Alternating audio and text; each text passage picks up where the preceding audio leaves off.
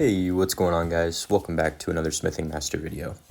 Today I'm going to be doing a mid to late game guide for stun players. I would like to say that I am not well versed in stun. All of the information I'm going to be giving you here pretty much will be from Fade's guide in the Smithing or the Anvil Masters Discord, which I will be linking in the description, so I definitely recommend you checking it out. Fade has made a lot of guides, including for events, spending, late game builds, things like that. And it's just a very great community, very helpful players if you have any questions. It's just great to be a part of that community and be able to talk to other players about, anything you might need to ask about. So I'm just going to go down the list here and do my best to explain everything to the best of my ability. So for equipment, obviously you're going to be wanting to go for stun in your forge and focusing your helmet, because every 5 levels this will be increasing your stun. But once you get your helmet to like 15 or close to 20, you're going to want to go for AB, which is armor break, and then BB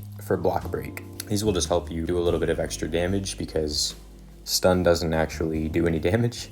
So yeah, it's going to be very helpful. For your artifact, of course, you want to be going for stun and try and get it purified to have 3 stun stats. Very straightforward there. And then for the upgrade, you want to go for helmet mastery because that's going to be your highest level equipment. At tier 5, wings mastery is your go-to. Your wings are going to be leveled a lot more quicker than your stones will, so in general wings mastery is go-to. And then at level 8 you want BB conversion. Armor break is a little more important than block break, so if you can increase your armor break by decreasing your block break, definitely a good choice to make. For secret stones, Scarlet Rite is pretty much your main stone for any build. I highly recommend this for most players. Just deals some extra damage. Again, stun builds don't really do a whole lot of damage, so as much as you can increase is very good. Same for Abyssal Whisper, just helps do a little bit more damage. And then Void Counter will increase your survivability a little bit. Definitely very useful as you are a flimsy character, so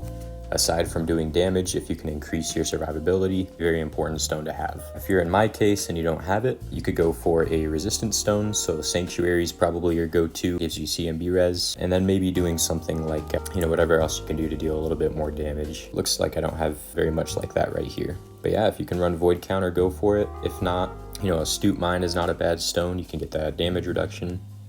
Yeah, just things like that. Just something to think about. Go for damage and then survivability after that. Cool. For Zodiac cards, Ares is going to be your go-to. I'm not using it right now because my highest rarity is a purple, but this is definitely your go-to Zodiac. If you can get a yellow or a red, go for it, just to deal some extra damage. And then of course you're going to want to go for a stun polish, and if you can, go for stun and speed. I do want to mention that speed is very important for stun builds.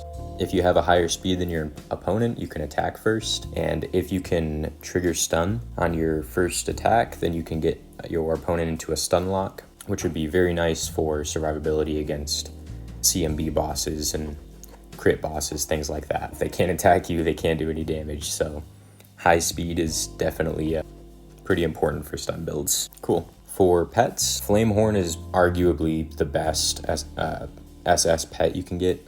Does serious damage to backline, so against CMB players it's going to be very strong, and then even against players like that sit in the front line, Flamehorn will be very good against their attack pets. So just in general, very good pet to have. And then you're going to want a defense pet, absolutely.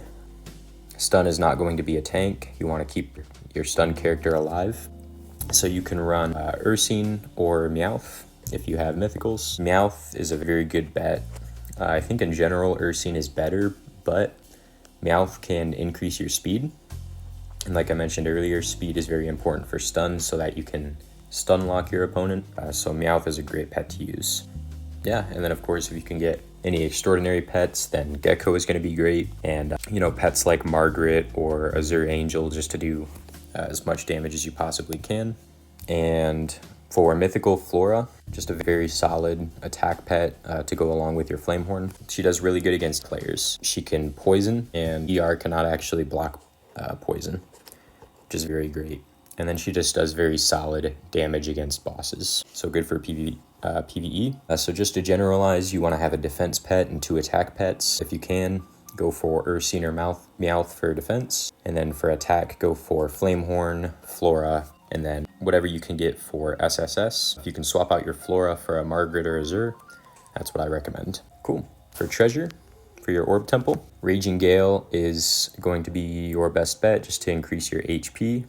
Straightforward there. Dying Ember for Pyro. This is stun specific, so you're definitely going to want to use this as priority. When triggering stun, it increases your damage to the stun target. Very solid. For Electro, Lurid Thunderbolt is your go-to. That increases your Spirit Pet attack, which is going to be good, and also their speed. Just a solid orb all around. For Hydro, you're going to want to go for Roaring Waves. Gives you a chance to restore HP, which is pretty solid, increase your survivability. And then for Geo, you want to run Fertile Land for CMB res and res. This is pretty much the orb that you want to use for any build. CMB are meta, so yeah, very powerful. If you're facing an enemy with high lifesteal, then Surging Flood is going to be good for your Hydro. Has a chance to reduce the effect of being healed by your enemy. So yeah, go ahead and swap that out if you need to against a lifesteal boss, and then you can switch back to Roaring Waves. Cool. For your gem collection, you want to go for attack and speed. Extra damage and extra speed is always good. You could also go for defense and HP. I would say this is more secondary, so try and focus attack and speed, and then go for defense and HP if you can for survivability. Pyro is straightforward. You just want double stun on your Pyro gems. For Electro, AB is your best bet for dealing extra damage. Hydro, things like attack, HP, block, and then AB res as well, because late game, pretty much everybody is going to be going for AB as a second stat, so AB res is very good. Pretty much just depends on what you can get. Try and go for high rarity with block, AB res, and then if not, you can go for attack. And then for Geo, just kind of depends on the meta, so probably right now, because CMB is meta, you want to go for CMB res. Otherwise, you can go for res or stun res. Pretty solid. For wings, this also applies to pretty much any build. You want to focus CMB res, Vendar res, and then stun res. Definitely your main focuses. Once they get to very high percentages, like around 15 or even higher, you can start focusing lifesteal res, crit res, and CTA res. Pretty straightforward, just solid for every build. Now, just in general, when it comes to any of your secondary stats besides stun, speed is going to be very high priority. So try and get speed on your Zodiac, like I mentioned before, and whatever you can do to increase that. And then you can go for damage amp, CMB res, armor break, and then res, which I consider low priority. You really want to go for CMB res instead if you can. But yeah, just doing some extra damage. Like if you're high enough that you can focus a second stat on your equipment, you know, your full origin, go ahead and maybe set one of your filters to CMB res and set the other to, I guess you can't go AB. So I guess you could go for AB res. Res isn't terrible to go for, but CMB res is going to be a better focus for sure. Cool. Now, there is a little special note here. Fade has made a guide for all players. This includes all builds. I'm not going to be going over it here. I talked about it in my late game CMB guide. There are timestamps on that CMB guide video. So I recommend right after you watch this, go over to the CMB video and skip to the end where I talk about the PVE build. It's going to apply for anybody, no matter what build you're going. Yeah, I definitely recommend going ahead and checking that out. So that's pretty much everything for today. I hope I was helpful to you guys. Make sure to check out Fade's Discord in the description. He made this guide for me and I very much appreciate that. So support for his Discord server would be much appreciated. I'll catch you guys next time.